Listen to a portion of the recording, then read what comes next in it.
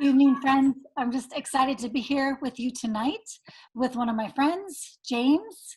James is the founder and president of Real Teens, which is a nonprofit here in San Diego.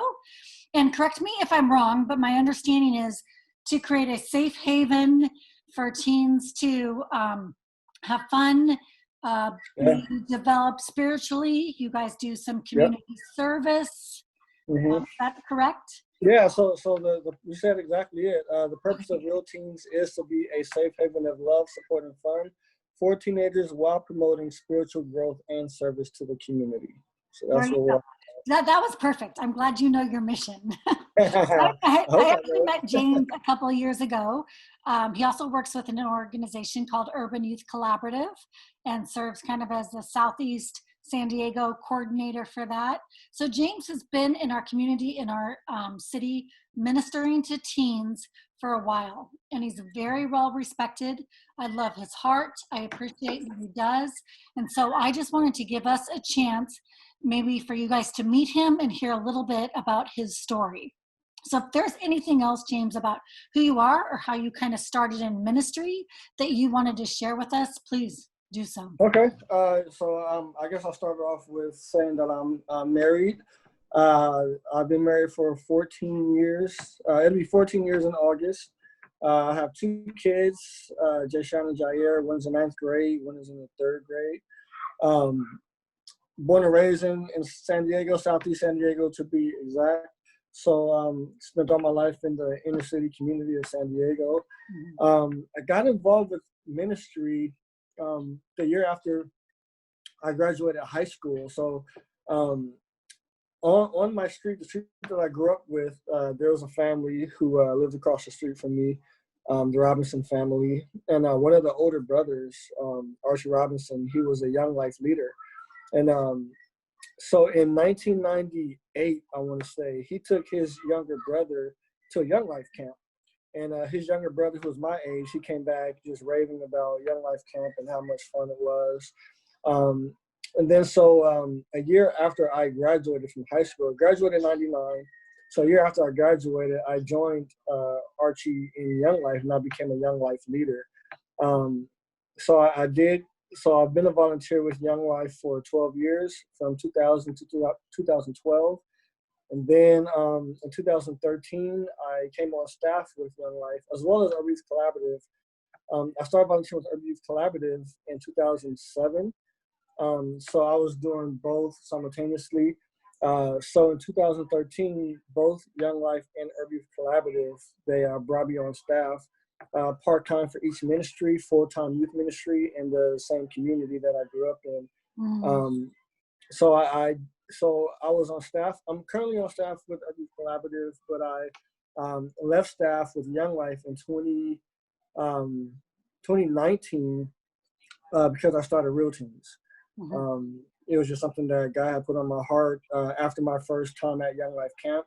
And took me about a good 10 years to flesh and write everything out of what I want a Real Teen should look like. And 2018, I felt like God was giving me the green light to get started. So that's what I did. In 2019, I left staff so that I could focus more on Real Teens. And here I am now, still doing ministry through Real Teens and Urban Youth Collaborative. This is great. Thank you. Appreciate you. Mm-hmm. All right, so it's been an emotional couple days, couple weeks, maybe Yeah. even years or months. Can you, if you don't mind, just kind of sharing, tell us from your perspective what's going on? How are you feeling? Yeah, so it's definitely been an emotional roller coaster for me. Like things have just heightened. You know, as a Black male, I've experienced racism. You know, growing up.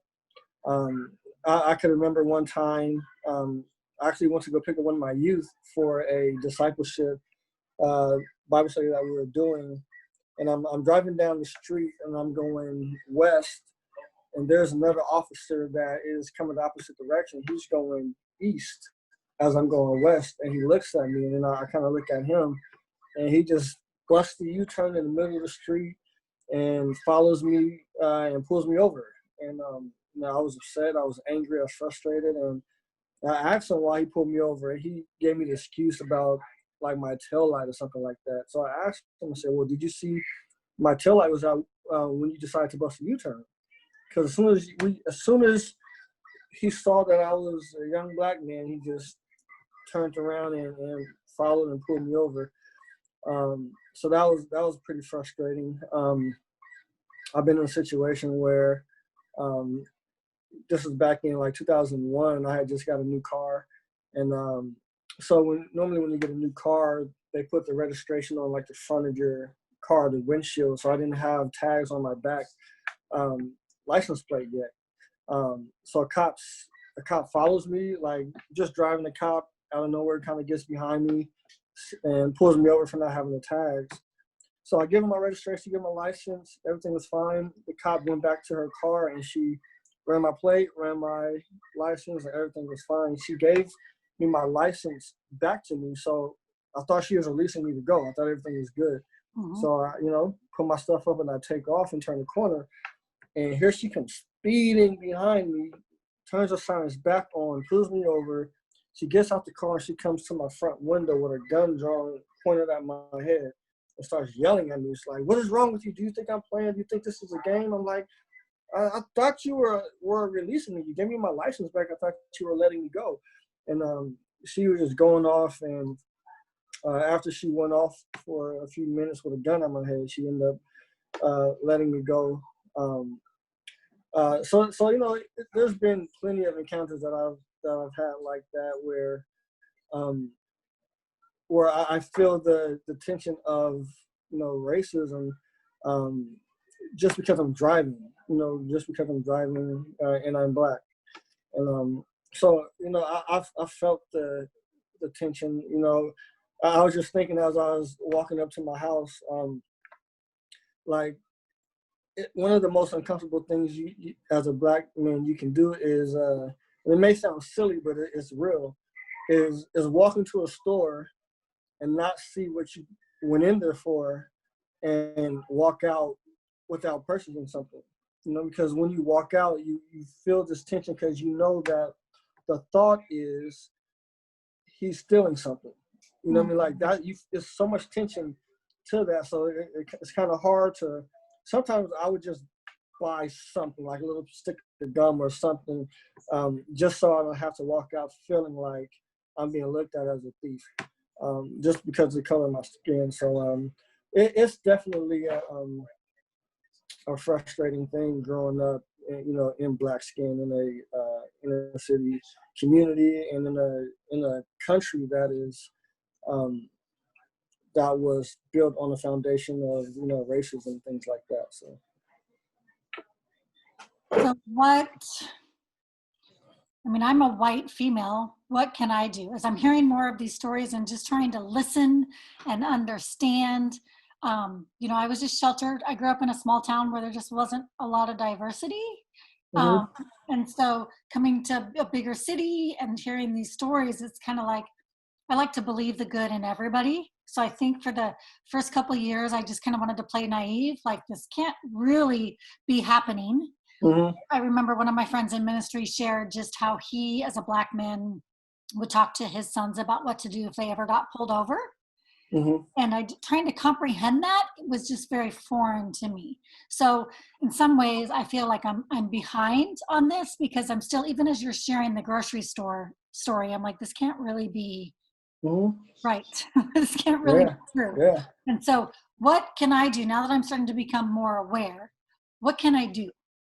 Well, I think what you're doing now is exactly what you can do. It's to empathize and to try to hear the stories and to try to understand where we as black people are coming from, to try to understand the world that we live in, and to speak out in empathy about it.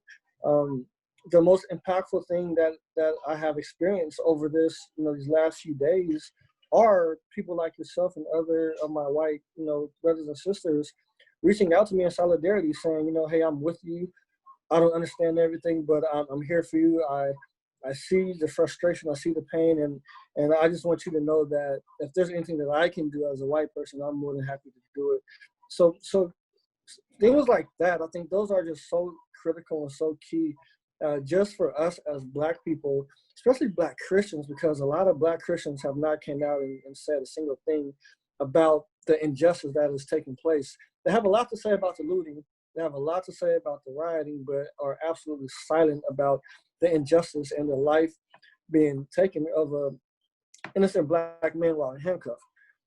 Nothing to say about it, but are very vocal about the looting and the rioting, and that sucks. You know what I mean? And that tells me what you think about me. You know what I mean? Like, that could be my brother, that could be my cousin, and you wouldn't care. The only thing that you're showing me that you care about is your white privilege and being safe and comfortable in your bubble, and not having your lifestyle interrupted, while our lives are literally being interrupted by being taken.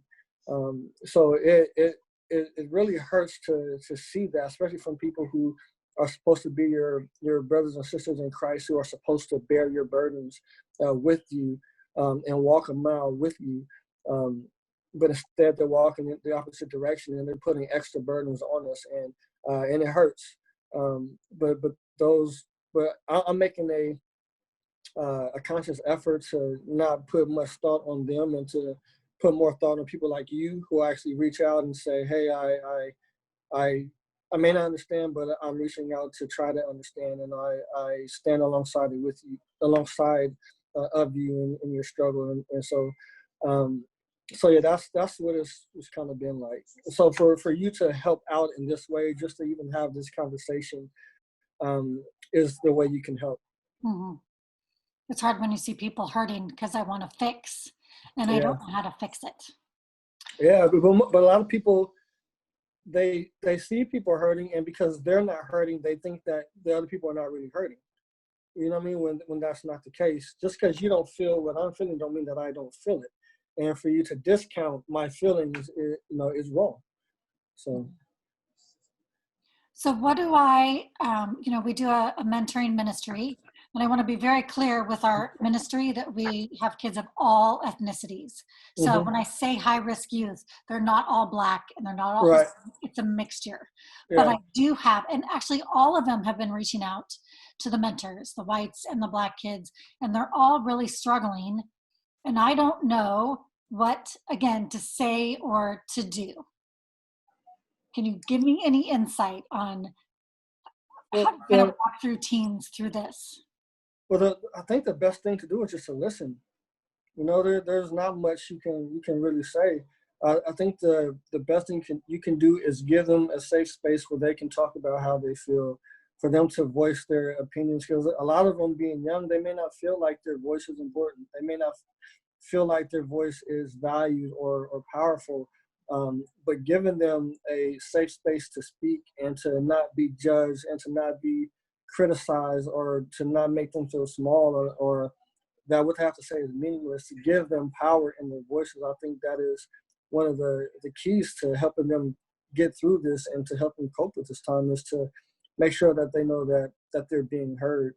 That's what you see these protests. They're all about. They're all about being heard. They're all about uh, being, allowing the nation to hear the pain and the frustration and the struggle that we have. So I think as you're ministering, I think the best thing you can do, because we like to give the gospel, which is great. But if we're not in a space where we're actually living the gospel out first alongside of them, then it's going to fall on deaf ears. We have to live the gospel. We have to live the love in front of them. So now, when they hear the gospel from us, they can correlate the two, and allow it to make sense. So we have to make sure that we listen to their needs, and that we put ourselves in a position to where we're consciously trying to meet those needs. That's the gospel. That's love in action. And then it allows us to, when we minister, they can put the two together, and it makes a lot of sense, and it makes Jesus more real to them. Mm-hmm. Yeah. Anything else you would want me to know in my white Um, friends? I think just educating yourself about just our history in this country. I think that's a good start for white people who don't know. There's a couple of books one book that I've read, and another one that I'm reading right now. One that I've read is called America's Original Sin by Tim Wise. And Tim Wise is a white pastor who grew up in martial law, Dr. King, and things like that in the civil rights movement. And he's really good at seeing America for what it really is, and pointing out the institutional racism that is so deeply embedded in our country and in our system. He's really good about calling that out. For instance, and I want to say Missouri, where Michael Brown was killed some years ago. It was found out that the police were disproportionately pulling over Black people and giving them tickets in order to bring in more money for the police department, and that's shown statistically. So we were kind of like targeted racially, for monetary gain. So there's so many things that he goes through. He talks about the fact that the police force was started as a group of people catching runaway slaves and beating them and returning them back to their masters. And that's how the police force started, and it evolved to what we kind of see today. So there's a lot of things that he points out in that, but also he talks about how the church can get involved and reconcile these things and be involved in the fight of justice and overturning a lot of these really racist laws. Then the other one, The New Jim Crow by Michelle Alexander, is a really good book so far. And what that kind of talks about is, back in the 40s, 50s, and 60s, you had the Jim Crow laws, which are like a lot of laws that allowed legal inequality for Black people, like segregation, like legal, like we weren't allowed to have the same opportunities for education. We weren't able to have the same opportunities for employment and housing based on these discrimination laws. And then, Jim Crow began to phase out, but then, the new Jim Crow came in with the war on drugs, which really was a war on the Black community, and around drugs, and them bringing in drugs from other countries into the inner cities, and then Black people then creating laws that made these drugs illegal and gave you like super high sentences, and then giving you a felony, which now also allowed you to legally be discriminated against when it comes to employment, housing, education, government services. The same thing that we saw in the old Jim Crow are now embedded in the new Jim Crow, all based on having a felony. So there's a lot to learn. There's a lot I'm still learning. So I think one of the best things that our white brothers and sisters can do is to educate yourselves on the history of the Black struggle here in America, and speak out about things that are unjust. So. Okay. Well, thank you for taking time to share some of your stories. I find Absolutely. it a privilege and an honor when people are willing to share, and know that I'm praying for you and appreciate you and love you. I appreciate you. Thank you, and I love you as well.